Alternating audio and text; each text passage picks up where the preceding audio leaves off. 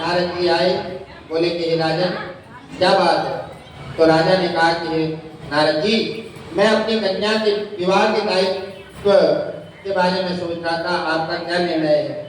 तो नारद जी ने कहा कि हे राजन, तुम अपनी कन्या का विवाह उसी के ऊपर छोड़ दो।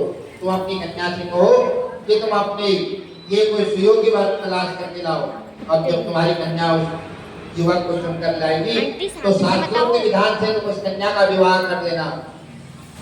इस प्रकार से नारद जी ने कहा। तो राजा ने अपनी कन्या सावित्री को बुलाया और नारद जी की सारी बातें बताई। तो पुत्री ने कहा कि हे पिताजी, मैं नारद जी के आदेश का पालन करूंगी। राजा को कुछ संतावना प्राप्त हुई, धैर्य धारण हुआ। तो राजपुत्री सावित्री ने सखी सहेली दासियों और अनुचरों सहित भावी पति के लिए सुयोग्य व्यक्ति को ढूंढने में भ्रमण करना प्रारंभ कर दिया। सावित्री अनेक नगर वन प्रांत पार करके सावित्री एक छोटे से नगर में पहुंची। वहां पहुंचकर सावित्री ने अपना रथ रुकवाया। प्रकृति की सुंदरता निहारने के बाद सावित्री विश्राम करने लगी।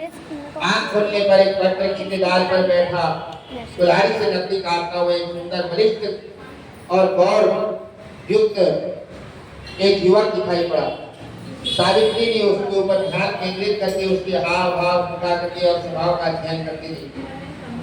युवक का मौन निरीक्षण करते हुए काफी समय व्यतीत होने के बाद सावित्री ने अपने अनुचरों द्वारा उस युवक को बुलाया। सावित्री द्वारा बुलाए जाने पर सत्यवान उसके पास आ पहुंचा। सावित्री द्वारा परिचय पूछे जाने पर सत्यवान ने कहा कि हे राजकुमारी, मैं एक दरिद्रता प्रभावी कुलीन युवक हूँ। इस जंगल में लकड़ी काट रहा हूँ।